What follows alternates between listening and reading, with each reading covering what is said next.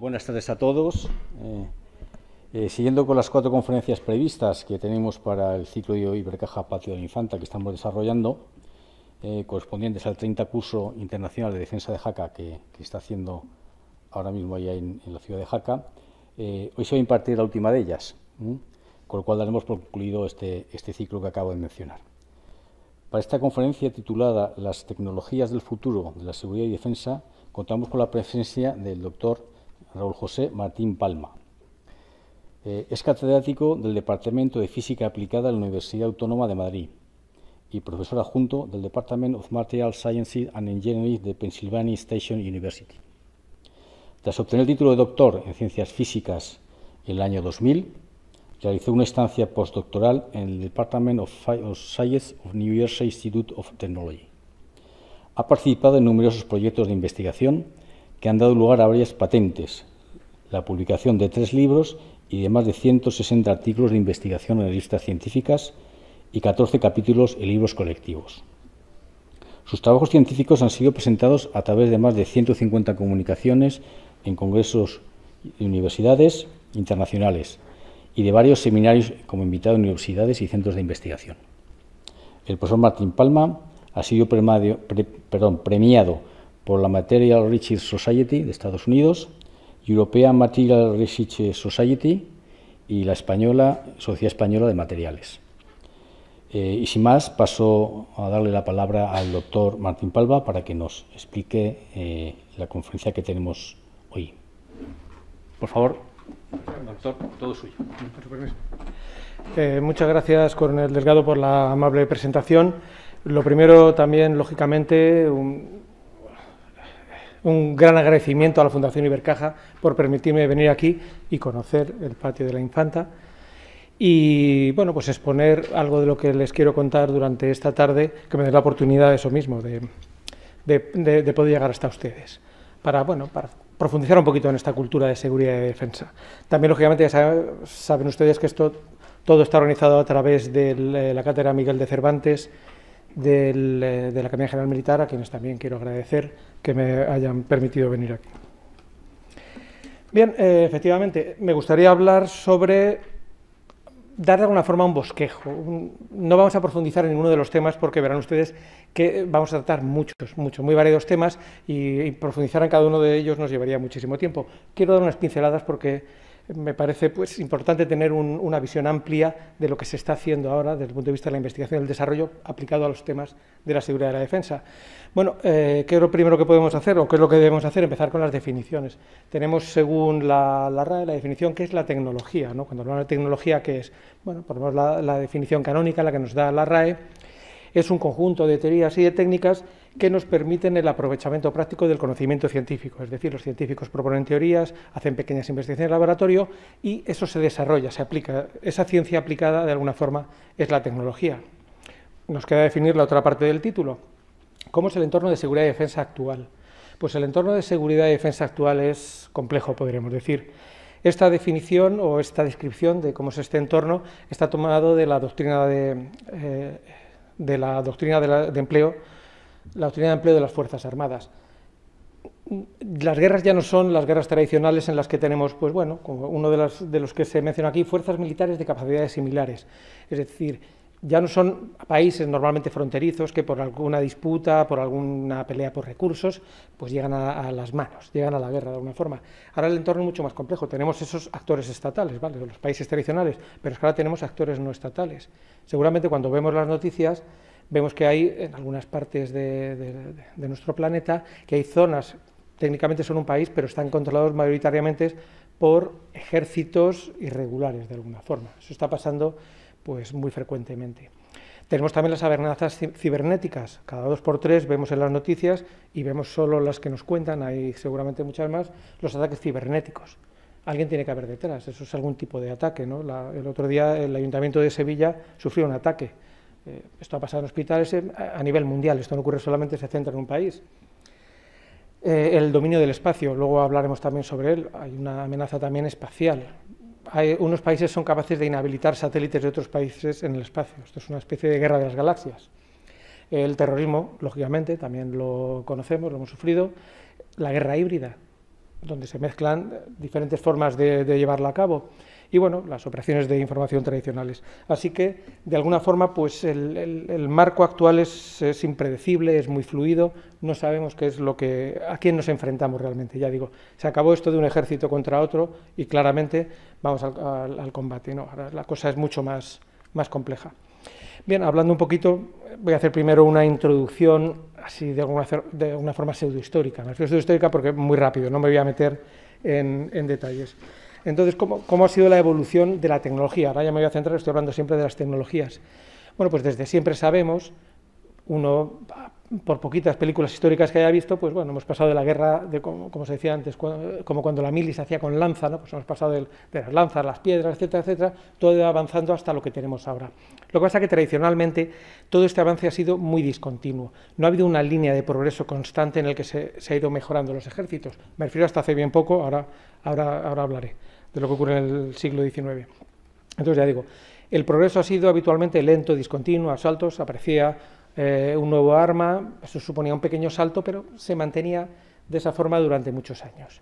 Claro, se puede establecer, grosso modo, nunca se puede decir exactamente en esta fecha, pero a partir del siglo XIX, coincidiendo con la Revolución Industrial, cuando empieza a darse realmente una verdadera importancia de los nuevos desarrollos científicos y tecnológicos. Podemos mencionar materiales, bueno, nuevas técnicas de fabricación de materiales, por ejemplo el aluminio, nuevos medios de propulsión, tenemos el motor a vapor, pero luego aparece el motor de combustión interna, el motor de Otto, hacia 1867 o algo así aproximadamente, aparece la electricidad, etcétera. Pero lo importante no es que se puedan fabricar, sino que los estados mayores de los ejércitos empiezan a darse cuenta que si continuamente apoyamos el desarrollo de nuevos sistemas, esto lo podemos utilizar en beneficio nuestro. Y ahí es cuando hay un cambio, de alguna forma, de la mentalidad, ¿no? Los ejércitos avanzados empiezan a entender que podemos avanzar con tecnologías y estas tecnologías nos van a dar una ventaja en el campo de batalla. De hecho, inicialmente, bueno, cuando digo inicialmente no sabemos dónde establecer el punto inicial, pero bueno, tradicionalmente los ejércitos han fabricado sus propias armas, en sus talleres, fábricas y en sus arsenales. Claro, llega un momento que coincide precisamente con lo que estábamos hablando del siglo XIX, final del siglo XIX, donde ya no se trata de fabricar un fusil, no se trata de fabricar arma, una ametralladora, sino que se pasa al concepto de sistemas de armas. Los sistemas de armas ya son mucho más complejos, y entonces se produce una externalización, y así que se utiliza mucho fábricas. El primer sistema de armas, creo yo, lo considero es el acorazado moderno, ¿no? Esto básicamente lo que tenemos es el cascarón de acero que tiene pues, un sistema de propulsión, que ya no son las velas, hay que desarrollar el sistema de propulsión, y lleva montados diferentes baterías, y baterías de diferentes calibres. Y con el tiempo luego se introducen sistemas de comunicaciones también. Más adelante luego llegarían los radares o los torpedos. Eso ya es un sistema de armas, eso es muy complejo. Esto no lo puede hacer ya en los ejércitos. Se necesita integrar muchas capacidades tecnológicas y es hacia lo que hemos tendido con los años. Bien, después diría, desde aquella época más o menos y hasta la Primera Guerra Mundial, establecería que la tecnología, o sea, se vino produciendo una transferencia de la tecnología civil hacia el uso militar. Es decir, cuando empezó la Primera Guerra Mundial se utilizó la radio, que ya se utilizaba en aplicaciones civiles, y se utilizó ya para aplicaciones militares. Los aviones habían aparecido antes, pero ya se decidió llevarlos a la guerra. Los automóviles, bueno, también se podían blindar un poquito y teníamos un camión protegido, un camión blindado. Los tractores que se utilizaban en obras públicas o que se utilizaban en el campo, bueno, pues si le ponemos también una coraza, tenemos un carro de combate con una coraza y algún arma. Entonces, ya digo, podríamos decir que hasta la Primera Guerra Mundial eso vino pasando. Se vio una transferencia de tecnología civil hacia aplicaciones militares. Claro, esto cambia mucho en la Segunda Guerra Mundial. En la Segunda Guerra Mundial sí que ya se apuesta fuertemente por la tecnología porque se considera que el país que esté tecnológicamente más avanzado ganará la guerra, o por lo menos estará en una situación de mucha ventaja. Y entonces es precisamente en estas épocas cuando por ejemplo, tecnologías como la navegación, los sistemas de navegación aérea, me refiero, fueron desarrollados en la Segunda Guerra Mundial, luego se transfirieron al mundo civil. Otro ejemplo que podemos citar, por ejemplo, son las microondas. Los hornos microondas lo tenemos porque se habían desarrollado radares utilizando microondas pues, para detectar al enemigo, lógicamente. Los motores a reacción También aparecieron en la Segunda Guerra Mundial, más bien hacia el final, y luego han llegado pues, a los aviones civiles, ¿no?, que utilizamos ahora para viajar habitualmente. Y bueno, la energía nuclear también inicialmente se desarrolló como arma, eso lo conocemos todo, ha habido una película ahora que habla mucho sobre este asunto, y con el tiempo, cuando vino la iniciativa de Átomos para la Paz de Eisenhower, pues se pudo aprovechar eso para crear energía eléctrica para el mundo civil. Y a partir, ya digo, de la Segunda Guerra Mundial, pues vendría luego el GPS, tenemos también Internet, que tiene su origen en ARPANET, que es un sistema militar. Básicamente eran nodos descentralizados para, en caso de ataque nuclear, y cualquier nodo de comunicaciones resultase dañado, la información llegaría por cualquiera de los otros posibles caminos hasta su destino. No me voy a meter en mucho detalle, además estamos en la introducción. Así que, bueno, esto sería básicamente un resumen muy rápido de cómo ha evolucionado la tecnología aplicada a los ejércitos, a tecnologías de la defensa. Bien, pero no solo eso, la tecnología, al desarrollarse, influye a sí mismo en los ejércitos, influye en las tácticas, las estrategias, en el tamaño y la estructura de los ejércitos, también en su organización. Ya digo, un ejército napoleónico tradicional, estos que avanzaban todo en fila, cuando apareció la ametralladora ya no tenía ningún sentido, ese tipo de avance se perdió, hubo que cambiar la táctica. Las estrategias, bueno, con la aparición del arma nuclear, las estrategias a nivel mundial cambiaron. Luego aparecieron los bombarderos estratégicos, también hubo que cambiar. Después los submarinos estratégicos, que estaban siempre enfrente de la costa del enemigo. Y cuando aparecieron los misiles balísticos intercontinentales, pues también hubo que cambiar la forma de entender la guerra, todas las estrategias y las organizaciones de los propios ejércitos. También, lógicamente, el que aparezcan nuevas tecnologías lleva a la creación de nuevas armas. Cuando digo armas, no me refiero a armas y a cuerpos y a nuevos ejércitos. Hasta que no apareció el avión no pudo haber un ejército del aire. Fue precisamente ya, bueno, mucho después de que apareciese el avión, cuando en España se creó, por ejemplo, en el año 39, el ejército del aire. En Estados Unidos la Fuerza Aérea no se crearía hasta el año 1947, a pesar de que durante toda la Segunda Guerra Mundial se vienen utilizando aviones con profusión, dependían del ejército de tierra. En España creo que fue en 1642-47 cuando se crea en aquellas épocas el cuerpo de artillería. Hasta que no apareció la pólvora y se desarrollaron cañones, no existía ese cuerpo en su época, ahora arma. Por lo tanto, influye mucho en los ejércitos. Y, lógicamente, cuando aparecen nuevos sistemas de armas, también hay que saber cómo emplearlas, hay que desarrollar nuevas doctrinas o nuevas formas de instrucción. Cuando apareció el carro de combate al principio no se sabía muy bien qué hacer con él. Avanzaba allí con la infantería, pero no se sabía muy bien si había que acompañarlo, si podía avanzar en profundidad, si debía, si no. Luego, en el periodo entre guerras, sí que se desarrolló ya una teoría, por ejemplo, Liddell-Hart, si suena, o Fuller, o Guderian, muy famoso. Ya en la Segunda Guerra Mundial sí que se desarrolló mucha doctrina en particular, pero esto mismo para cualquier tipo de nuevo desarrollo tecnológico. Vale, pero como siempre, no debemos confiar todo a la tecnología. No podemos decir, bueno, pues el que tenga la mejor tecnología va a ganar cualquier conflicto, va a prevalecer sobre su adversario. No, como también pone en la doctrina, o como se indica en la doctrina para el empleo de las Fuerzas Armadas, la capacidad militar de cualquier ejército depende de esas siglas que vienen ahí, que es mirado, que serían material, infraestructura, recursos humanos, adoctrinamiento, doctrina, organización y luego la interoperabilidad. Es decir, hay muchos más factores. Aquí en España, el ejército de Napoleón, que era el más avanzado tecnológicamente en la época y probablemente el mejor ejército que había, pues fue derrotado, básicamente. España no tenía la mejor tecnología entonces, pero hay más factores, por lo tanto. Depende, y los recursos humanos en España siempre han sido muy buenos, siempre han sido muy, muy importantes. Y por no hablar de Vietnam. La guerra de Vietnam, Estados Unidos era el país ya que era el país dominante desde el punto de vista tecnológico en los ejércitos, y a pesar de todo ello fueron derrotados también en Vietnam. Es decir, es importante la tecnología, es uno de los factores, pero no podemos siempre confiar en, bueno, la tecnología nos lo va a solucionar todo. Hay muchos más factores. Bien, claro, también hay limitaciones en todos los países avanzados, todos los países que desarrollan tecnología, hay limitaciones a la exportación del material de defensa. Ninguno vamos a dar una ventaja tecnológica al adversario. En España se ocupa de esa tarea la Junta, la sigla no sé muy bien, es algo así como Junta Interministerial para la Exportación de Material de Defensa y Doble Uso, algo parecido, que fue creada en el año 1978. O sea que es importante también protegerlo, como sabe. Y bueno, si no somos capaces tampoco de tener la mejor tecnología, pero si la conocemos, también podemos preparar contramedidas. Una forma de, sabiendo qué tipo de desarrollos poseen otros países, nosotros podemos desarrollar también algo para intentar pues, hacer frente a esto que tenemos enfrente. Bien, esto sería todo lo que correspondería a la introducción al tema, y ahora quería, antes de entrar en harina propiamente dicho, en la parte de las tecnologías del futuro, vamos a ver, bueno, esto también son tecnologías del futuro, qué es lo que está haciendo España actualmente. Algunas, son unas pequeñas pinceladas. Estos son los programas que ahora mismo está financiando la Dirección General de Armamento y Material, la famosa DGAM. En la actualidad tiene unas 38 iniciativas en marcha, bastante iniciativas, pero además de mucho peso. En cuanto a los programas terrestres, bueno, pues se puede destacar por aquí, tenemos aquí arriba, no sé si se ve, bueno, esto, arriba a la derecha tenemos lo que se conoce como el SISCAP, el Sistema del Combatiente a Pie, que antes era el CONFUT, era el combatiente del futuro.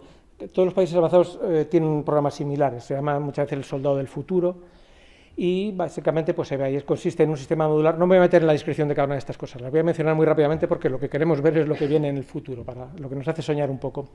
Básicamente eso sería un sistema modular en el que el combatiente pues toma los elementos que necesita para una determinada misión. Entonces tenemos, sobre todo se ve que hay mucha interconectividad, mucha batería, muchos sistemas de visión, sistemas de audio, etcétera.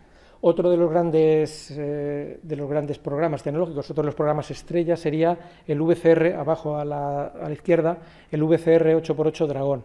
Es un vehículo blindado, básicamente compartiría la misma barcaza, el mismo sistema de propulsión en todas sus versiones, y lo que cambiaría es la torre, dependiendo de dónde vaya, infantería, caballería, si va a ir con zapadores, etcétera, se diseñaría una torre un poco diferente. Y abajo a la derecha tenemos los Pizarro.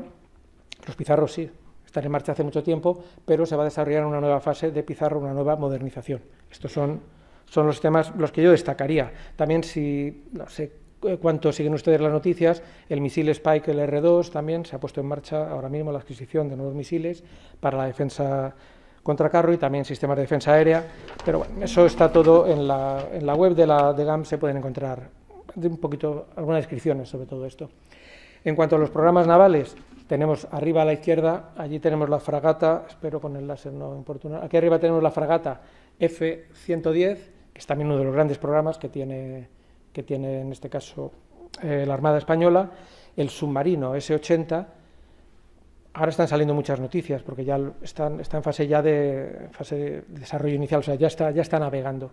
Tuvo algunos problemas al principio, pero de este diseño lo que se puede destacar también el motor que tiene. Tiene un motor que utiliza combustible, algún biocombustible, que le permite estar en inmersión el doble del tiempo habitual de un motor diésel tradicional. O sea, es un sistema bastante complejo, desarrollado, eso sí que es hecho en España totalmente, y es un gran avance.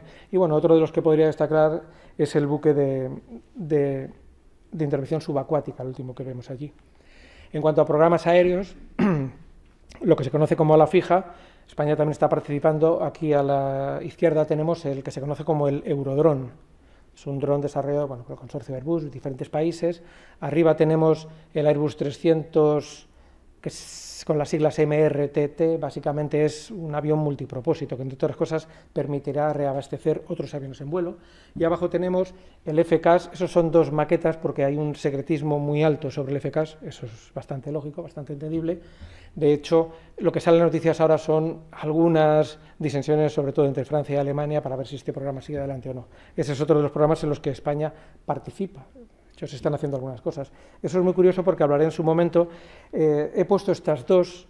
Tenemos el avión grande de alguna forma, eso sería un avión nodriza, y luego un avión más pequeñito, porque el nuevo concepto al que se aspira a llegar es un avión tripulado, que sería ese avión grande, donde iría un piloto de carne y hueso, y llevaría alrededor un enjambre de los otros aviones más pequeñitos. Dependiendo de la misión, estaría todo gobernado y ese enjambre pues se podría encargar de las misiones peligrosas. Si hay que atacar al suelo y acercarse mucho, sería el enjambre, y el avión nodriza con su piloto estaría un poquito apartado de la zona peligrosa. De una forma, dependiendo de la misión, se configuraría, podrían ser incluso pues aviones que se estrellasen directamente contra el objetivo. Bueno, eso es un programa, eso es soñar un poquito.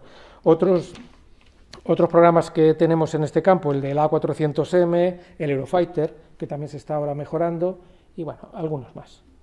En cuanto a programas aéreos de ala rotatoria, en este caso, tenemos arriba el H-135, abajo tenemos el Tigre para el Ejército de Tierra, para las FAMET, y luego tenemos el NH-90, que lo tenemos por aquí abajo.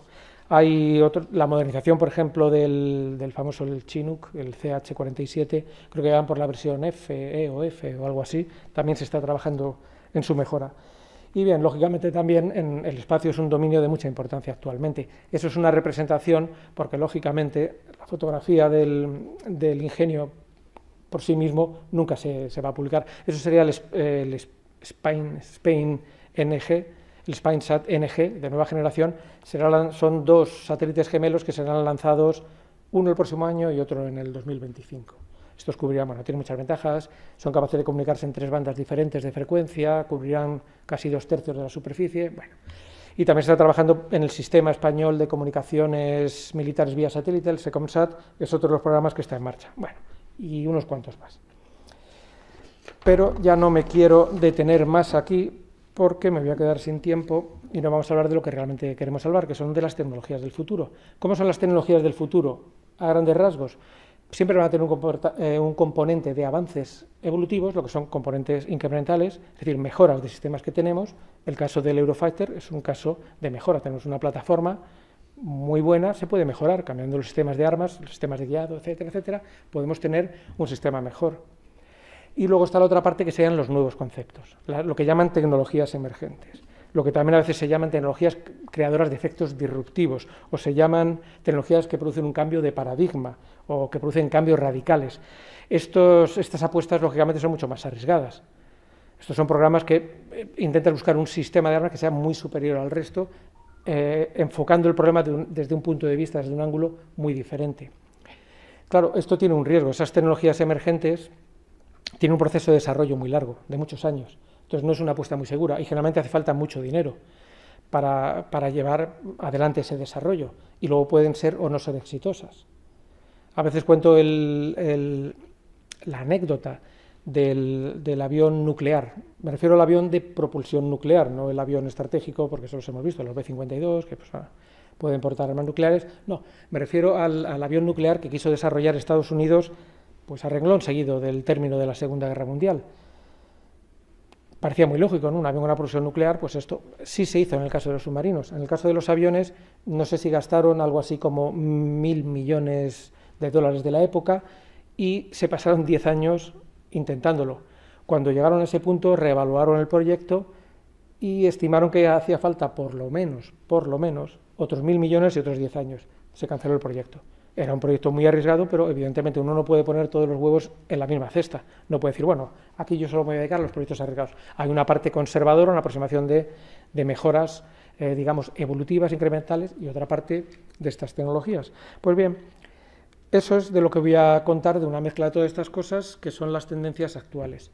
Esta lista de tendencias actuales están basadas en las que ha promulgado de alguna forma la OTAN, y ha sido promulgadas por la OTAN y aceptadas por los ministros de Defensa de todos los países. Es decir, esto es un estudio bastante sesudo en el que han participado científicos, ingenieros, investigadores, analistas, se han recopilado datos de los programas nacionales actualmente en marcha y también se han recopilado datos de fuentes abiertas. Es decir, es un documento, bueno, una serie de documentos muy sesudos en el que se han establecido que estas son las 8 líneas fundamentales para el periodo 2020-2040. Fíjense ustedes en el periodo de tiempo, se habla de las líneas en el periodo 2020-2040, 20 años.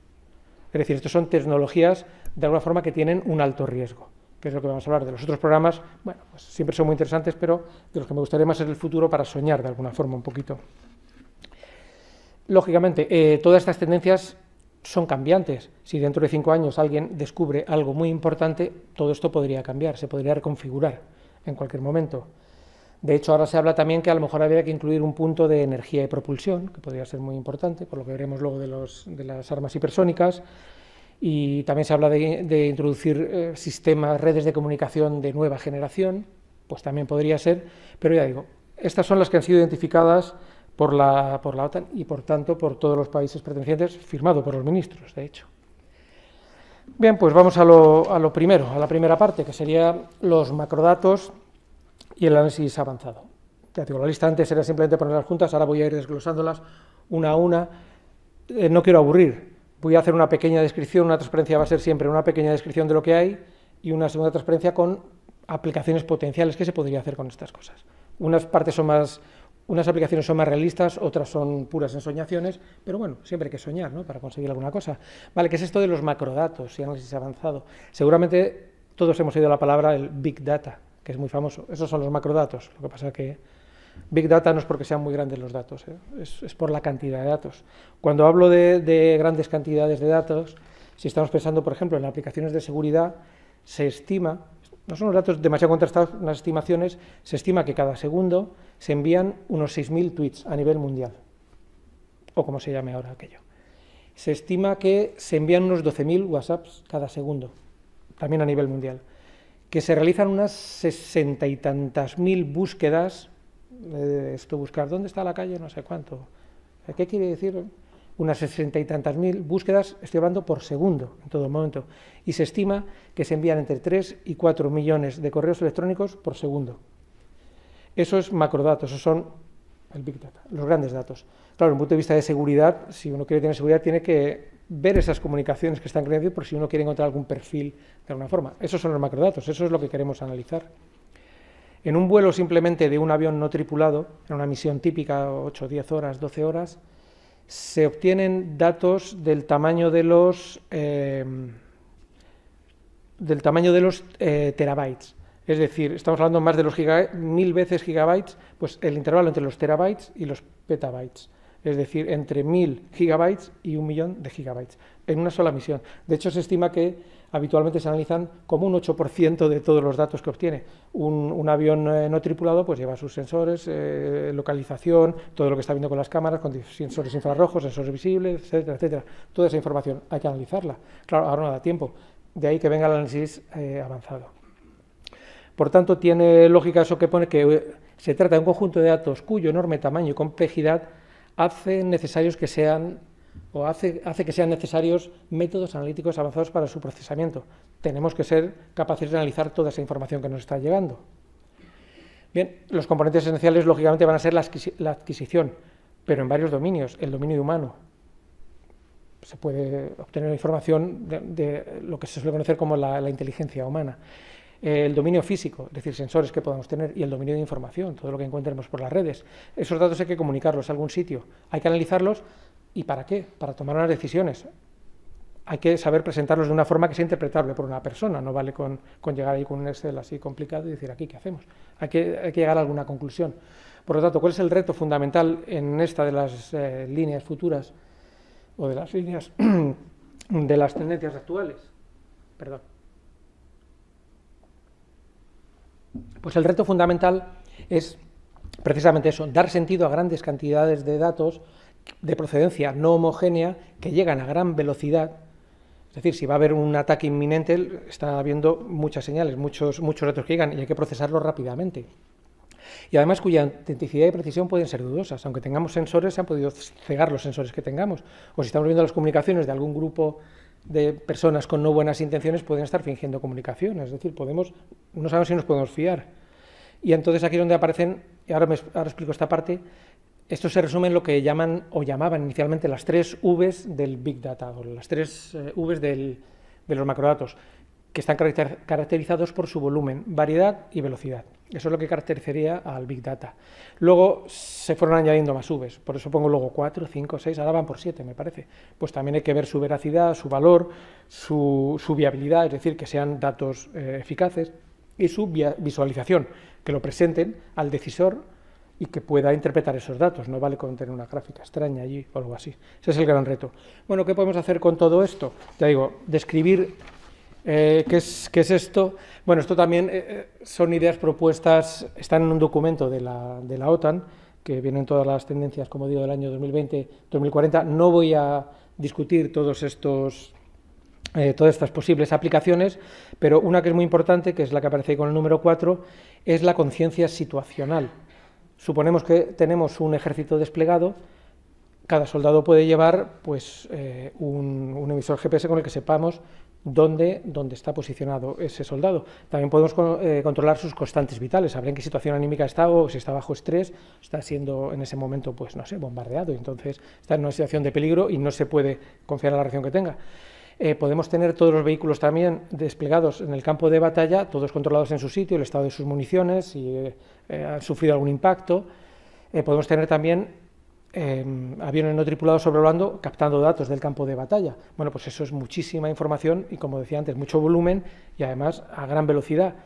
Hay que encontrar la conciencia situacional, es precisamente eso, que el decisor, la persona responsable de ver qué es lo que vamos a hacer, avanzamos por un flanco, por el otro nos replegamos, le está llegando mucha información y se le tiene que presentar de una forma que pueda hacer. Esos son los grandes retos, ser capaces de hacer esto. Y si vamos, por ejemplo, al A8, eso mismo lo podemos extrapolar a la inteligencia global. De alguna forma, es decir, ser capaces de ver lo que está pasando a nivel mundial, recibir datos de todo lo que podamos recibir, de todas las fuentes posibles y tener una idea de qué es lo que se está cociendo, los peligros para la seguridad nacional que puedan estar gestándose en algún momento. Entonces, ya digo, esto era una de las aplicaciones, una de las líneas fundamentales en la que se está trabajando. Otra, y hasta ahora es un poco tristemente famosa, sobre todo porque los medios de comunicación siempre muestran las partes más feas, todos hemos escuchado algunos casos. Bueno, pues la inteligencia artificial, ¿cómo se puede definir? Realmente de muchas formas. Si uno busca o escucha a diferentes expertos, te dan una definición diferente cada uno de ellos. Bueno, básicamente yo podría decir que es la capacidad de las máquinas para realizar tareas que normalmente requerirían inteligencia humana. Por eso se llama inteligencia artificial. Realmente no es tan inteligente, porque saben hacer lo que nosotros les hemos programado para que hagan. O sea, que un poco la ciencia ficción queda un poquito lejos eso de que ya empiezan a pensar por sí mismas y deciden atacar a las personas y rebelarse, etcétera. Eso todavía está en las películas. Nadie sabe lo que va a pasar en el futuro. Pero bueno, en principio, esa inteligencia artificial sabe hacer lo que nosotros le hemos dicho que haga, como cualquier máquina.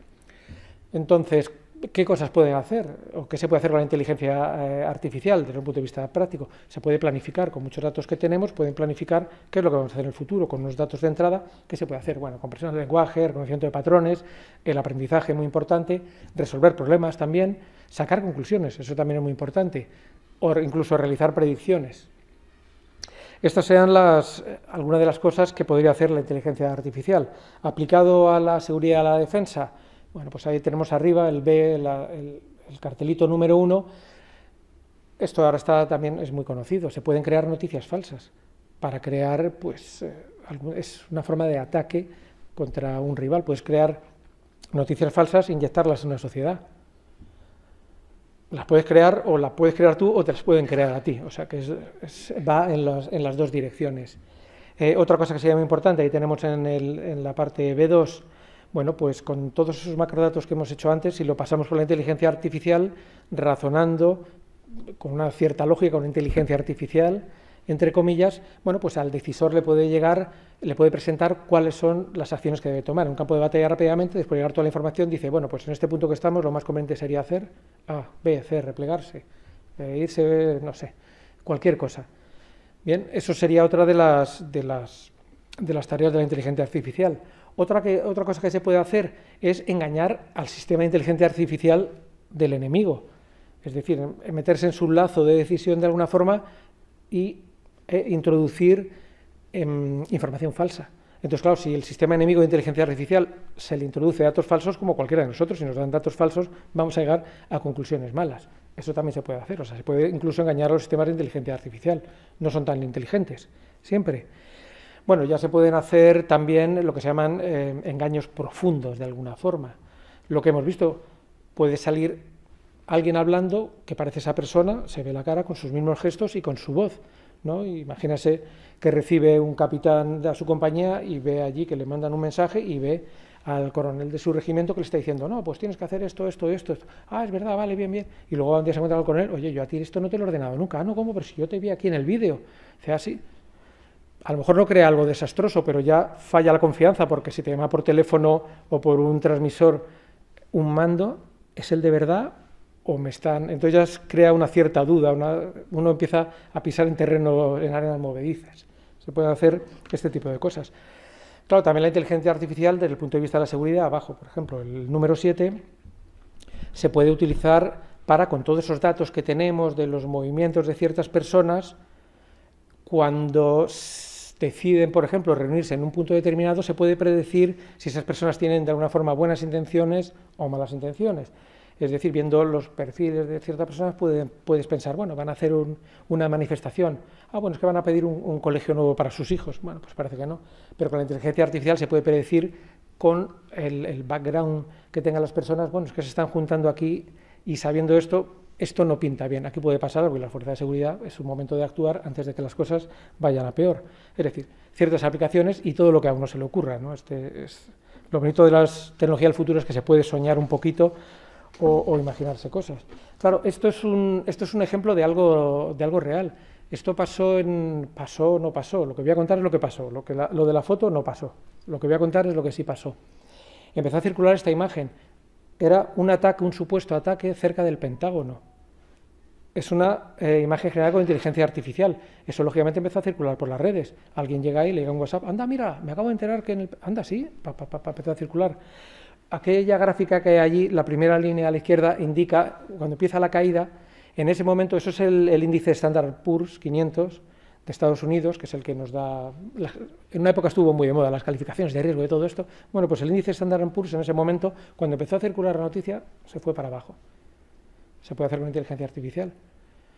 Eso tiene toda la pinta de un ataque.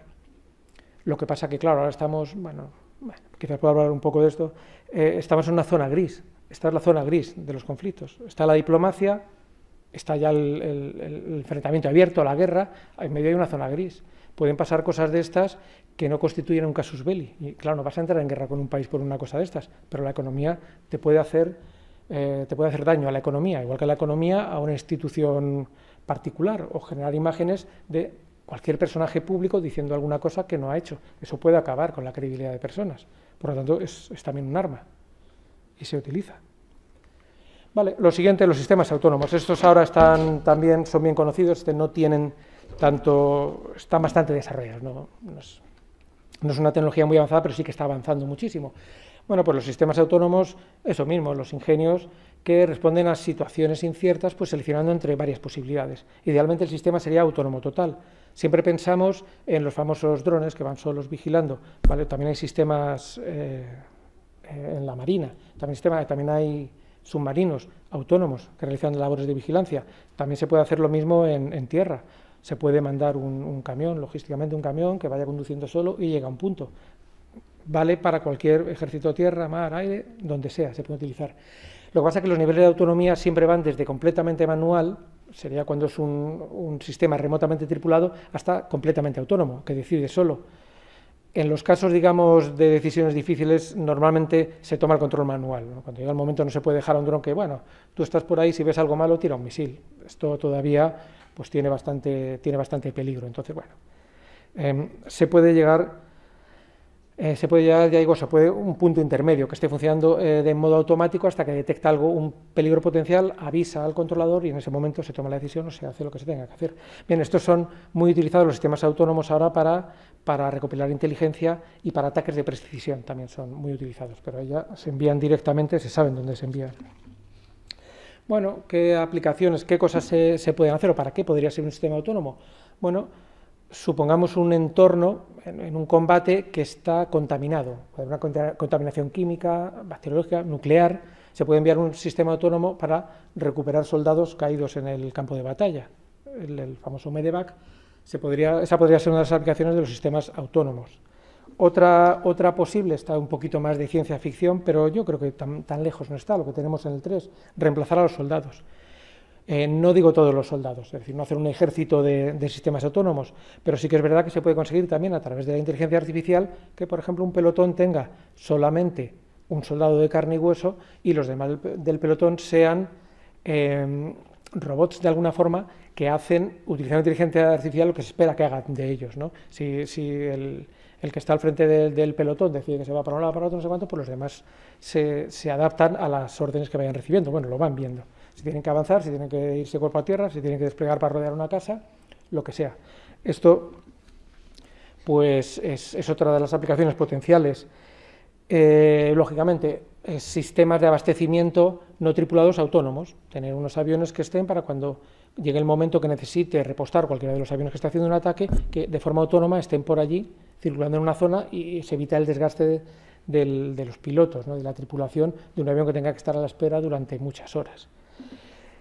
Este, que también es muy de película, pero tampoco digo que no sea muy posible, ese que marcan como A6, es lo que se conoce como los robots asesinos. También podemos tener sistemas autónomos, ya estoy hablando de tamaños muy pequeños, así como de una mosca, un poquito más, que sean robots asesinos, que estén pululando por un determinado punto y un objetivo exacto pues lo ataquen de alguna forma. Eso sale a veces en las noticias y es una de las posibilidades que se pueden hacer. En el 7 tenemos por aquí abajo, y no me quiero alargar mucho, lo que he hablado del FCAS. Se puede llevar un avión nodriza y un enjambre de aviones alrededor que sean autónomos y que respondan pues a lo que se desea que se haga o que queramos que hagan. Vale, tecnologías cuánticas. Estas tecnologías siempre llaman mucho la atención por el nombre de esto, siempre lo cuántico, parece que nos atrae a todos mucho. Y básicamente, ¿qué es? Pues la explotación de la física cuántica y sus fenómenos asociados. ¿Eso cuando ocurre? Cuando tenemos sistemas, se suelen conocer de baja dimensionalidad, sistemas muy pequeñitos. Ahí se manifiestan los fenómenos cuánticos. ¿Cuáles son los 3 fenómenos clave que se están explotando en la actualidad o que se espera explotar? El primero de ellos yo creo que es el más conservador. Los ordenadores sabemos que suelen tener bits, que pueden tener 2 estados, 1 y 0, encendido, apagado, como queramos. ¿Qué es lo que ocurre en un ordenador cuántico? Que tenemos bits cuánticos, lo que se conoce como los qubits, se ven por ahí, que es un bit cuántico, precisamente. Bien, aquí aparece el concepto de superposición cuántica. Entonces, tenemos más estados, no solamente el 1 y el 0, sino que puede haber una combinación lineal de esos 2 estados, 1 y 0. Por lo tanto, tenemos muchos más estados de información, se multiplica la capacidad de procesar información. En esto, ya digo, da para profundizar mucho, en esto es en lo que se basan los ordenadores cuánticos, que esto ya es una realidad. Se han desarrollado por empresas grandes, se puede ver, se puede buscar en la red. Hay ya desarrollados ordenadores cuánticos que procesan la información mucho más rápido, mucha más capacidad de cálculo. Segundo concepto clave, el entrelazamiento cuántico. Esto básicamente viene a querer decir que cuando uno tiene un sistema cuántico, está de alguna forma entrelazado. ¿Qué quiere decir esto? Que si tenemos un sistema cuántico con muchos qubits, si modificamos uno de ellos, automáticamente se van a modificar el resto. Están entrelazados. ¿Y esto por qué es importante? Porque si yo mando un mensaje de aquí para allá, alguien lo intercepta en algún punto, al modificar eso se modificará todo el sistema y yo sabré que mi mensaje ha sido modificado. En eso se basa todo lo que es el envío o las comunicaciones cuánticas, que a veces se habla. Y luego otro muy importante, el teorema de no clonación. La información cuántica simplemente no se puede copiar. Es un teorema. Estos 2 últimos puntos, lo que se conocen como los niveles TRL, los niveles de madurez tecnológica, son muy bajos. Esto está casi, ni siquiera son prototipos. Muchas veces son conceptos, son teorías. Esto es un nivel de madurez tecnológica muy bajo. No sabemos si llegará algo o no, pero se está invirtiendo mucho, se está apostando fuerte por ello, está ocurriendo. No sabemos dónde acabará, pero sí que es verdad que se están haciendo cosas en este sentido. Vale, pero realmente, la aplicación más inmediata con los ordenadores cuánticos es lo que vemos ahí en la 2, que es la criptografía cuántica. Si tenemos un ordenador muy potente, cualquier mensaje cifrado que envíe alguien lo podemos interceptar y descifrarlo. ¿Por qué? Porque básicamente descifrar cualquier mensaje cifrado se basa en hacer muchas tareas, muchas iteraciones, hasta que das con la clave y lo puedes extraer. Eso es una cosa que está al alcance. Sin embargo, ya digo, lo que más se espera que se desarrolle desde el punto de vista de las tecnologías cuánticas es, por ejemplo, eso que viene ahí, los océanos transparentes. Es decir, todo lo relacionado con los sensores. Se espera que a través de tecnologías cuánticas se desarrollen sensores magnéticos ultrasensibles, sensores de gravedad ultrasensibles, sensores acústicos, etcétera. Y eso pues permitiría precisamente eso, los océanos transparentes, muy importante cuando se está debajo del agua, pues ser capaces de orientarse perfectamente. Otra de las cosas que se propone, un radar cuántico, que se espera también que aumente las capacidades de cualquier radar convencional y no quede nada sin detectar. Esto, podría ser o no podría ser. Y algunas otras aplicaciones, pero casi todas están relacionadas con las famosas señales PNT de posición, navegación y sincronismo. Se espera que mejoren las tecnologías GPS, etcétera, etcétera. Van por ahí los tiros. Esta parte es la que menos desarrollada está, pero se está invirtiendo mucho. Se está apostando mucho no solo desde el punto de vista militar, sino del civil. Esto es una tecnología claramente dual. Así que se espera que se consiga algo porque, ya digo, hay mucho dinero en juego también. Bien, las tecnologías del espacio. Estos son todo un clásico. Lo único, las nuevas aplicaciones que podemos tener. Bueno, pues yo lo resumiría como actuaciones en un entorno operativo único. ¿Y por qué es único este entorno? Pues porque estamos en un vacío casi total, estamos por encima de lo que se conoce como la línea de Kármán, es decir, por encima de los 100 kilómetros. Eso es lo que nos estamos refiriendo, no es la Estación Espacial Internacional, que está a muy pocos kilómetros, sino que estamos hablando un poquito más lejos. Bueno, pues ese entorno que tiene un vacío casi total, hay microgravedad, aislamiento, no se puede interconectar unas cosas con otras, ahí están las comunicaciones, solamente pueden ser ópticas, básicamente, con otro tipo de señales. Y también está sometido a parámetros físicos extremos. Bien, ¿qué características tiene que son interesantes? La libertad de acceso y de acción. Se está intentando desarrollar normativa, algo de derecho relacionado con todo esto, pero en principio el que quiere manda un satélite al espacio y ya está. Busca su hueco y tiene libertad de acción. Lo puedes, este micrófono tiene el día. Y hay libertad de acción, uno puede cambiar de órbita, dedicarse a hacer cosas y a veces los satélites se hacen cosas entre unos países y otros, también tienes libertad de acción de acercarte a otro satélite e intentar sabotearlo de alguna forma, eso también ocurre. Tienen, lógicamente, por eso son importantes, un campo de visión global y también todas estas operaciones se desarrollan a gran velocidad. Los satélites viajan pues casi desde 11.000 km por hora hasta 20 y tantos mil km por hora.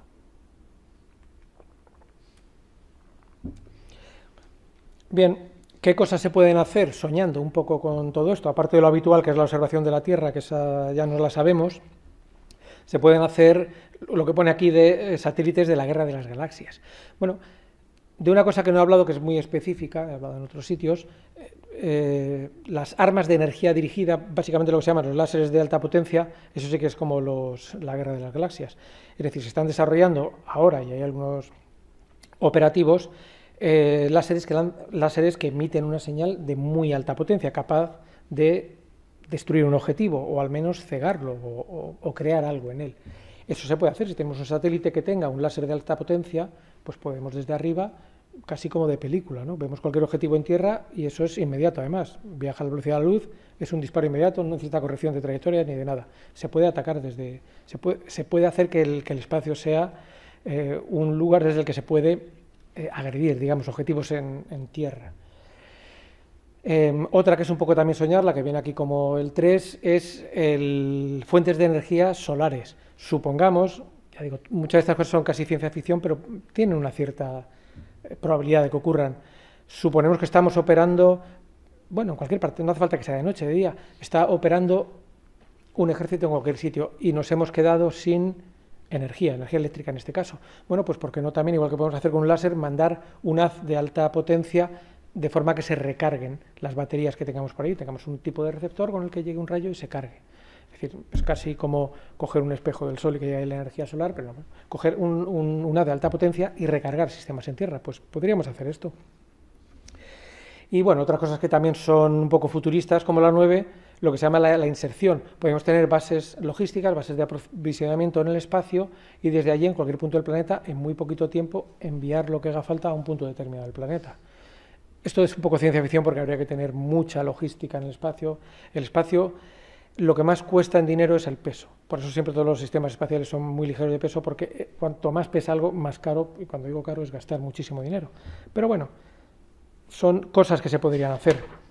Bien, estas también han estado un poco de moda, de hecho se dice que se han utilizado por lo menos al principio de la guerra de Ucrania, que son los sistemas de armas hipersónicas. Pues eso, son unos dispositivos que viajan a velocidades típicamente superior a Mach 5, es decir, algo así como por encima de esas cantidades que estoy poniendo ahí. Si lo comparamos con el fusil de asalto de dotación del ejército, el proyectil sale a unos 900 metros por segundo.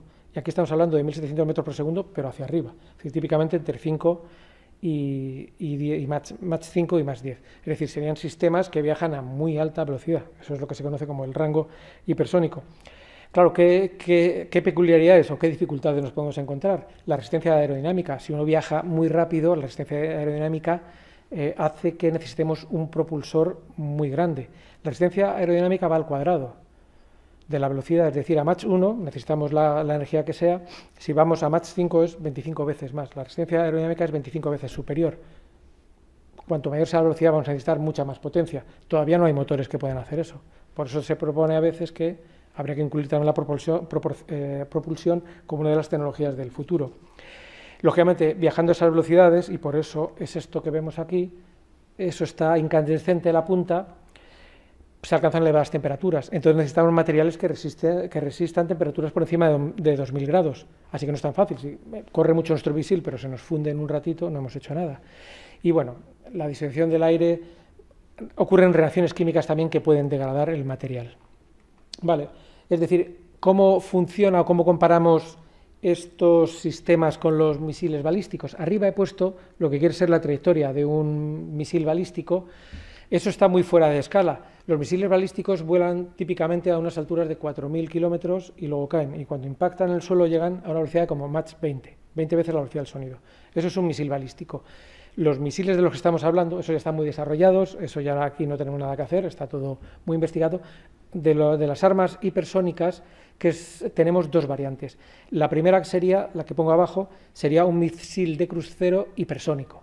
Simplemente pues tendría un motor muy potente, iría a gran velocidad y llegaría a su objetivo. Claro, esto es lo que digo, ahora mismo no hay tecnología para conseguir un motor de tanta potencia como para conseguir un vuelo. El famoso Tomahawk, que se hizo famoso en la Guerra del Golfo, su velocidad es aproximadamente 240, me parece, metros por segundo. Y aquí queremos ir, hemos hablado de cosas por encima de 1700 metros por segundo. Hay un salto cualitativo muy importante. Bien, el otro, y que son los que se cree que han desarrollado al menos Rusia, Estados Unidos, China y quizás algún otro país, es lo que se denomina un vehículo hipersónico de planeo. Es decir, la primera parte del lanzamiento sería como el de cualquier misil balístico, pero una vez que estamos en el espacio se dejaría caer ese misil y se liberaría el planeador hipersónico. Bajaría a muy alta velocidad y ya una vez en la atmósfera sí que podría maniobrar un poquito hasta alcanzar el objetivo para de alguna forma despistar a las defensas, ¿no? Para que no lo siga el radar típicamente, puede hacer unas maniobras, pero a tan alta velocidad es muy difícil conseguir frenar a cualquier misil que viaje a esas velocidades. Bien, algunos de las aplicaciones, bueno, la aplicación más inmediata es la que viene ahí, desarrollar misiles hipersónicos que se puedan disparar desde cualquier plataforma, que se puedan disparar desde un barco, desde tierra o desde un avión. Eso sería el objetivo fundamental. En lo que más se está trabajando ahora es en las medidas de defensa, lo que viene ahí como el 1, y todo está basado en lo que he hablado antes, de láseres de alta potencia. Cuando tenemos un misil que viaja a tal velocidad, lo más efectivo sería enviar un láser de alta potencia para destruirlo. En eso es también otra de las cosas que se está trabajando. Y no voy a comentar muchas más, voy a poner un ejemplo que es justo contrario a lo que he dicho, lo que se ha presentado, lo que están desarrollando ahora DARPA, la famosa agencia de Estados Unidos. Esto es una noticia de hace 3 meses, para acabar con esos misiles hipersónicos que serían, a ver si sale el punto, bueno, son los planeadores que están a la derecha, ahora están en la fase 2 del desarrollo de unos misiles anti-planeadores hipersónicos. En eso está trabajando, ya digo, es una noticia de hace 3 meses. Bueno, casi vamos a ir concluyendo, vamos a ir al grano. Otra de las líneas importantes son las biotecnologías y tecnologías de mejora humana. Aquí básicamente las biotecnologías ya lo sabemos, modificar sistemas biológicos, organismos vivos para conseguir ciertos productos o para obtener ciertos procesos. Eso sería una descripción lo más general posible. La otra parte, es la que menos me gusta, es la de las tecnologías de mejora humana. Es decir, de alguna forma, utilizar algunas intervenciones biomédicas para dopar al soldado, para conseguir que vaya más allá de lo que cualquier persona llegamos. Ahora veré algunos ejemplos. Ya digo, a mí esto me parece que tiene ya implicaciones éticas muy importantes, ¿no? Porque a lo mejor si nos dedicamos a dopar a los soldados, pues puede ocurrir o sea, su salud se puede ver afectada pues casi con total seguridad, pero se supone que es otra de las líneas en las que se trabaja. ¿Para qué? Pues eso, para mejorar funciones fisiológicas, cognitivas o sociales. Idealmente, de estas cosas las que se sueñan arriba, en el 1, tenemos la superdetección, que una persona tomando ciertos productos biomédicos sea capaz de una capacidad de comprensión superior a la normal, a la que tenemos cualquier persona. de alguna forma, tener una sensibilidad mucho más alta que cualquiera de nosotros. Otra cosa que sí que es parece mucho más plausible es la autorreparación de partes del cuerpo, que podamos crecer en un tubo de ensayo, básicamente, crecer partes del cuerpo que luego podamos implantar por si ha ocurrido pues cualquier cosa, cualquier persona ha resultado herida. Esto, la otra parte, el que viene ahí como el 4, esto sí que está más desarrollado, que son los exoesqueletos. Podemos hacer de alguna forma, una simbiosis persona humana exoesqueleto. Tener simplemente, pues precisamente eso, ¿no? Un esqueleto externo que nos permita pues llevar una mochila de más peso sin cansarnos. O que incluso un exoesqueleto que nos dé, por ejemplo, equilibrio, ¿no? En un momento que un soldado está fatigado y tiene que disparar, pues a lo mejor el exoesqueleto absorbe toda esa fatiga y la puntería se puede mantener. O aplicaciones similares. Lógicamente, dentro de este apartado, el análisis químico y biológico es básico. El tener biosensores, tener sensores químicos que nos protejan también es básico, es bastante intuitivo. Bueno, también uno puede ver algo así como lo que pone ahí los efectos psicóticos. Podemos desarrollar un arma que se lanza contra el enemigo y crea una histeria colectiva en el enemigo y bueno, pues nos va a dar una ventaja en el campo de batalla. Y bueno, algunos más hay por aquí, pero yo creo que estas pinceladas son suficientes. Y lo último son los materiales avanzados y las nuevas técnicas de fabricación. Esto, de alguna forma, pues impacta a todas las otras líneas que puede haber.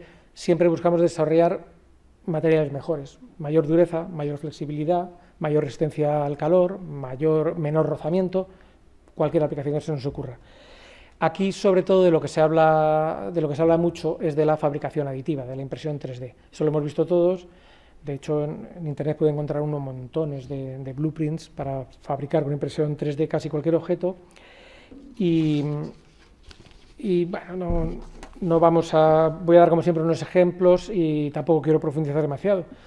La impresión 3D que permitiría pues llegar al campo de batalla y tener un laboratorio que te permite crear piezas, las que necesites en ese momento. No necesitas una cadena logística muy grande, sino que cualquier pieza que se pueda estropear de cualquier elemento que tenga uno se fabrica teniendo simplemente el diseño apropiado, se da el botón y se fabrica y se coloca.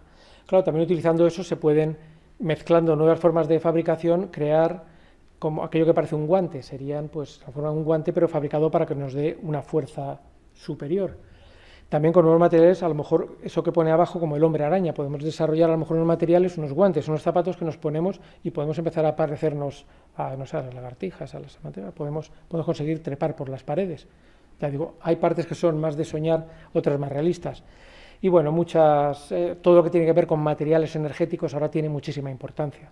Reducir el uso de energía o conseguir baterías que se carguen automáticamente, esos son otros de las cosas ideales. Hablando de laboratorios de fabricación aditiva, llegó a Zaragoza, esto es una imagen del año 2017, esto es un laboratorio de fabricación aditiva fabricado por la Agencia Europea de Defensa. Es decir, que hay cosas que se están haciendo ya desde hace algún tiempo. Y esto, ya casi para terminar, es lo que bueno, pues se llama con un poco de cachondeo Rambo. Esto está hecho por el Ejército de Estados Unidos. Esto es un lanzagranadas de 40 milímetros fabricado casi totalmente, y ahí es lo malo, que es el casi, o sea que no estamos todavía ahí, pero es casi totalmente con fabricación aditiva, con impresoras 3D, de alguna forma, utilizando metales, claro, porque si no, aquí no hacemos nada. Tiene unas 50 piezas y todas, ya digo, menos alguna, fabricada con fabricación aditiva. También la munición se hizo con fabricación aditiva y dicen que las pruebas demuestran que su comportamiento, su rendimiento es muy similar al original, de alguna forma. Esto tampoco, no tenemos muchos datos, se cree que sí, pero bueno, es una cosa que se puede hacer. Bien, ya casi vamos a terminar, en esto no me voy a meter, evidentemente también España, independientemente de estar en la OTAN, tiene su propia estrategia de tecnologías, innovación para la defensa. Este documento es del año, yo creo que es de este año, pero podría ser de 2022. Aquí ya sí que esto no lo voy a discutir, no se preocupen. Muchas de estas líneas que se ven recogidas coinciden, lógicamente, como no puede ser de otra forma, con las líneas que están siguiendo por los países de nuestro entorno, con los que son nuestros países aliados. Hay algunos asuntos más específicos para España, pero bueno, España también tiene su estrategia, estamos siempre haciendo cosas. Así que nada, quiero terminar simplemente diciendo que estamos ante un panorama cambiante, impredecible, no solamente del tipo de amenazas que tenemos, sino de los desarrollos tecnológicos. Es un panorama muy interesante, muy bonito para seguir ahora.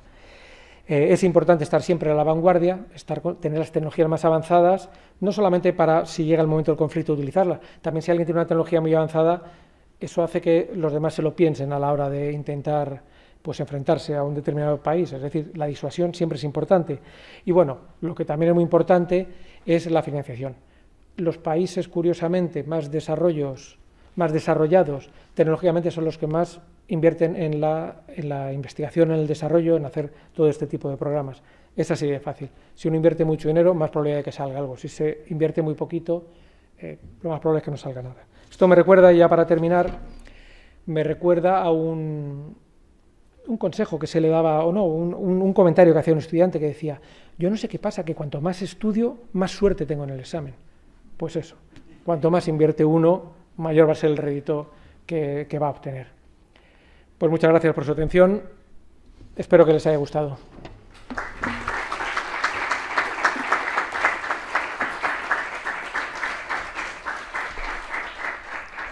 Bueno, pues como en conferencias y charlas anteriores, pasamos al turno de preguntas. Como siempre, les ruego que sean concisos y concretos para que el profesor nos pueda seguir contando y deleitando con sus conocimientos. Muchas gracias.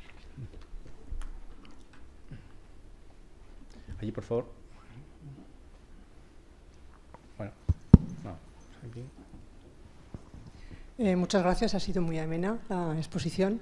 Me gustaría saber qué opinión tiene usted sobre cuánto tiempo falta para que la capacidad de computación cuántica sea suficientemente potente como para suponer un riesgo real en el tema de la criptografía de los estados.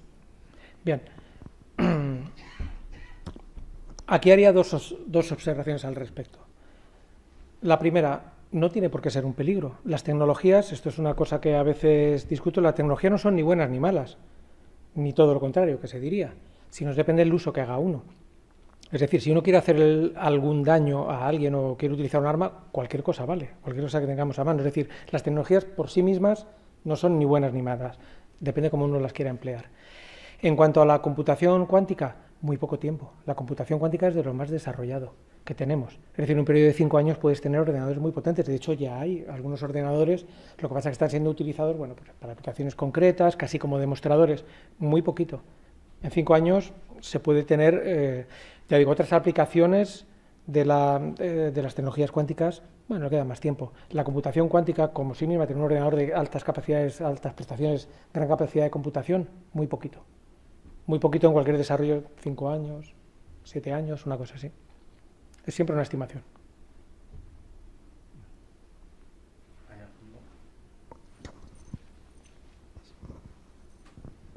Muy interesante la conferencia. Apoyándome en una de las conclusiones que marcaba usted de que hay que estar a la vanguardia. ¿Perdón? Estar a la vanguardia. Las conclusiones hay que estar a la vanguardia.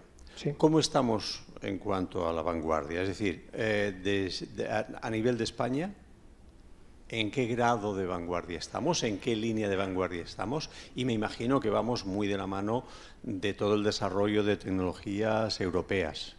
No tanto con Estados Unidos, imagino.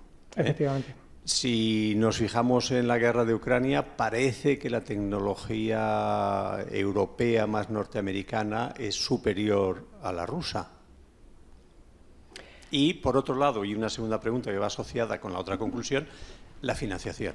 Es decir, el grado de desarrollo o el grado de estar más o menos a la vanguardia ¿se corresponde con la financiación que se tiene?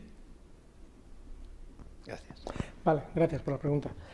Sí, lo primero es el grado de desarrollo. ¿Qué tal está España?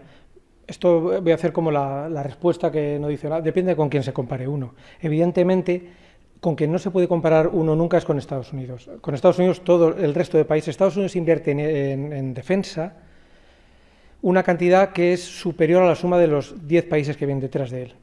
Y está Rusia, y está China, y está el Reino Unido, y está Francia, y está Alemania.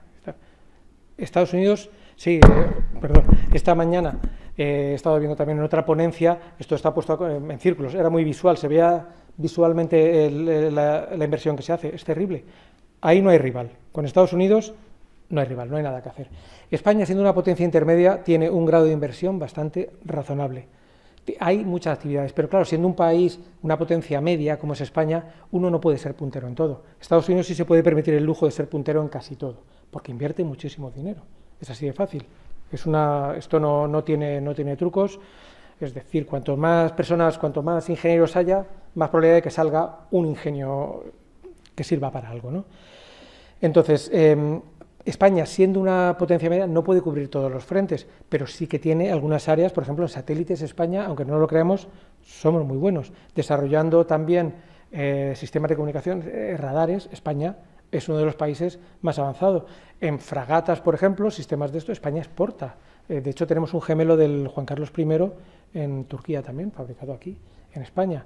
Pero claro, no podemos ser punteros en todo. Evidentemente, nosotros vamos de la mano de Europa. ¿Por qué? Porque tradicionalmente, si uno recuerda desde las épocas de la ayuda americana, los sistemas que mandaban aquí, los sistemas de armas, los aviones, barcos, carros de combate, eran sistemas llave en mano. Es decir, ellos no querían compartir tecnología. Ellos mandaban su tecnología, tú comprabas, te daban el vehículo, lo que fuese, para utilizarlo. Pero ellos no querían que la empresa española aprenda porque no es ninguna crítica. Protegen su producto, lógicamente, como haríamos todos. Yo tengo un producto que vendo mucho, no voy a decírselo a nadie. En el caso de los carros de combate, por ejemplo, los carros de combate que llegaban americanos aquí eran llave en mano. Cuando se hizo el programa de desarrollo de los AMX-30, se empezó con Francia, en principio se fabricaban ahí, se fue trayendo la producción y España ganó tecnológicamente. Eso fue un salto cualitativo para la industria de defensa española, para la tecnología española, etcétera. Entonces nosotros tenemos ahora, si lo vemos, muchos desarrollos conjuntos con Europa. El Eurofighter es un ejemplo, el A400M. Ahora mismo el carro de combate, bueno, el Leopardo venía básicamente de una colaboración con Alemania, pero se está planteando un nuevo, ahora tiene un nombre, es el, no sé, Main Battle Tank o algo así, bueno, no recuerdo las siglas, que es lo que quiero decir. Se está hablando también de un Eurocarro de combate desarrollado, y España, claro, tiene que estar ahí, muchas veces impulsora, y a veces llega a ser líder en algunas de estas tecnologías. O sea que España está ahí y yo creo que no nos podemos avergonzar ante nadie, hay muchas cosas. Lo que pasa, y es lo que agradezco siempre de estas jornadas de defensa, es que el público general no lo sabe, hacemos muchas cosas. No sé por qué no se hablan de esos desarrollos tecnológicos. Hay muchas empresas haciendo cosas muy importantes. Indra hace sistemas de comunicaciones militares y los exporta a muchos países del mundo. Es decir, evidentemente no podemos ser número uno en todo, porque esto no, pero tampoco le ocurre a Francia ni a Alemania. O sea, no nos podemos acomplejar en ese sentido. Y la otra pregunta era sobre la financiación. ¿Cómo es la financiación en España? La financiación, estamos por debajo de lo que nos correspondería. Lo que pasa es que no sé por qué en este país conseguimos hacer milagro con muy poquito. Es una característica que tenemos, de muy poquito sacamos mucho. Sí. Pasa en la investigación académica, por ejemplo, con pocas fuentes de financiación, el número de publicaciones que hacemos los españoles es muy alto. Tenemos esa gran capacidad, seguramente si viniese más financiación sería mejor, pero comparándonos con los países de nuestro entorno estamos un poquito por debajo, pero estamos metidos en todos los programas importantes.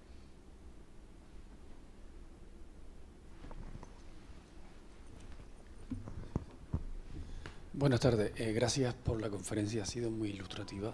Encantado. Pero visto así en global toda la conferencia, hay muchísima tecnología en todo lo que hace, muchísima tecnología. La tecnología tiene muchísimos defectos, entre otras cosas que lo que se puede hacer para una cosa se puede cambiar y manipular para hacer justo la contraria. Y yo entiendo que hay que preparar a nuestros militares del futuro para manejar toda esa tecnología, porque es muy compleja, cada vez más compleja, no vale una instrucción normal, es muy complejo ese sistema. Pero ¿no cree usted que también es totalmente necesario preparar a nuestros militares para la protección de toda esa tecnología, para evitar la ciberguerra y darle seguridad sistemática a toda esa tecnología que pueden utilizar otros militares?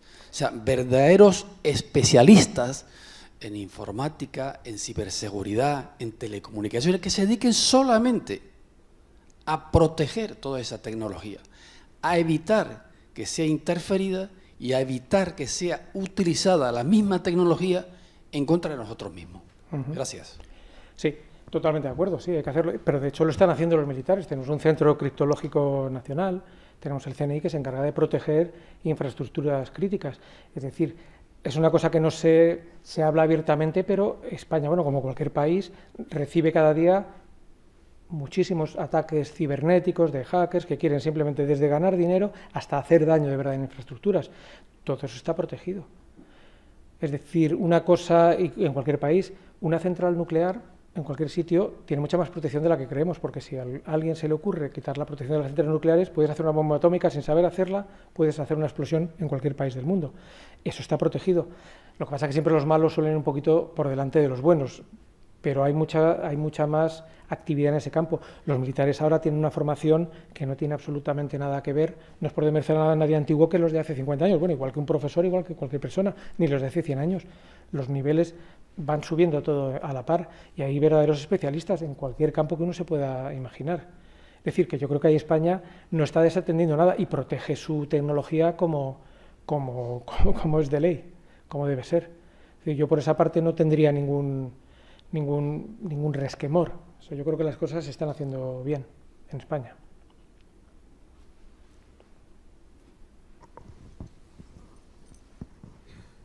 Al hilo del melón que se ha abierto, efectivamente, el ejército ha invertido y de hecho tiene unidades preparadas específicamente para todo lo que es la ciberseguridad.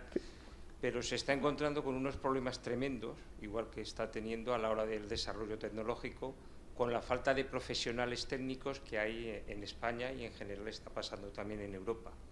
Entonces, más que una pregunta es que a ver qué hacemos para invertir para que efectivamente la gente joven vaya buscando esos perfiles y se apoye a la gente que trabaja en perfiles tecnológicos, pensando no solo en los ejércitos, sino en todo el desarrollo tecnológico que necesita la empresa privada también. Claro, sí, totalmente de acuerdo. Eso lógicamente, pero forma parte de una cultura a nivel nacional de todo esto, saber que hacen falta ingenieros, que son necesarios. De hecho, estaba hablando ayer con un general retirado que ahora está muy involucrado en las cosas del espacio. Las empresas que hay del espacio se pelean unas con otras por los profesionales. Oye, te ofrezco esto y te vienes conmigo. Claro, se llevan, ya no es la cuestión del dinero, es que se llevan todo lo que se conoce, no me gustan estas palabras, el know-how. Es decir, se llevan todo lo que han aprendido a otras empresas. Es verdad que tenemos una falta de ingenieros en España. Bueno, te lo digo desde el punto de vista académico, y chavales que quieran hacer una tesis doctoral también ha caído en los últimos años bastante. Esto no sé muy bien por qué será, no sé si es que estamos, no sé, si en este caso no le encuentro una explicación, si es que estamos acostumbrados a que vemos, no sé, la tele y pensamos, yo quiero ser de estos que salen por la tele en lugar de trabajar en cosas más tecnológicas. Esto ya es una cosa que es una cosa que suele pasar, es decir, esto ya pasó en Estados Unidos hace bastantes años. Si uno va a las universidades estadounidenses, muchos de los profesores son de fuera, porque el americano nativo, no me refiero a los indios, ¿no?, como se suele hablar en estos casos, el americano pues iba a trabajos más lucrativos, a lo mejor relacionados, en Estados Unidos, por ejemplo, si eres un abogado puedes ganar mucho dinero, o si eres médico, o si te metes en finanzas, y entonces toda esa parte de la ingeniería muchas veces se ha llevado a gente de fuera. Y yo creo que aquí estamos viendo lo mismo aquí en toda Europa. No sé por qué cuando madura una sociedad parece que ese trabajo de ingeniería, de ciencia, gusta menos y debe ser que hay una tendencia a pensar en cosas más lucrativas, pero no tengo una explicación clara para ello, pero está pasando y ya ha pasado antes. Quizás la idea es importar gente especializada, claro, no gente con un perfil bajo, sino gente especialistas buenos y bien formados, que los hay, y si no se les puede formar también. ¿Alguna pregunta más? Bueno, pues yo, como no hay más Ahí, preguntas... mi coronel, perdone. Perdón. Hola, buenas tardes. Yo quería preguntarle por los drones. Ahora mismo España tiene algún tipo de tecnología en el que se pueda blindar un evento, como por ejemplo la festividad del Pilar. ¿Tecnología solamente de los drones aéreos? Tecnología para evitar un ataque terrorista con drones en un evento multitudinario como puede ser el Día del Pilar, la Plaza del Pilar. En principio sí tiene tecnología España para blindar esto, pero es lo de siempre. Si alguien viene con una ocurrencia, el 11 de septiembre, ¿alguien se imaginaba, y ahí no hace falta ninguna tecnología, que iban a secuestrar unos aviones civiles y los iban a estrellar contra unas torres. Eso es la peor pesadilla de nadie. Es un salto cualitativo, ¿no? Cuando personas que les da igual entregar su vida y darse ahí.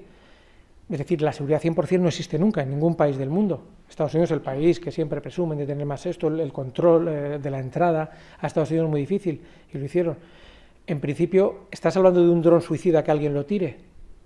No sé si estás hablando que alguien venga con un dron suicida, que es un clásico. Sí, sí. Ahora, hay muchas formas. De vez en cuando en los aeropuertos, si uno sigue las noticias, hay alertas, porque de vez en cuando hay invasiones invasiones en los aeropuertos con drones que tienen más bien malas intenciones. En principio eso está más o menos previsto, eso está bastante previsto y analizado. El 100% de seguridad no existe en ningún sitio, pero la tecnología sí la tenemos y se hace. Y hay mucho más de lo que vemos, claro. Se vigila mucho más de lo que vemos porque, claro, no se deben dar pistas de lo que se hace. O sea que yo en principio no estaría... Eventos masivos en España hay muchos. Que pueda pasar algo siempre en cualquier sitio, pero esto es una de las amenazas que está contemplada y muy estudiada. Se puede derribar un dron volando. Hay unidades que pueden derribar un dron. No me refiero de un cañonazo ni nada parecido. Simplemente con armas electromagnéticas puedes derribar un dron. No hace falta enliarse a tiros, con perdón, por la expresión, ni cosas parecidas. Se pueden habilitar. ¿Alguna más? ¿Alguna pregunta más?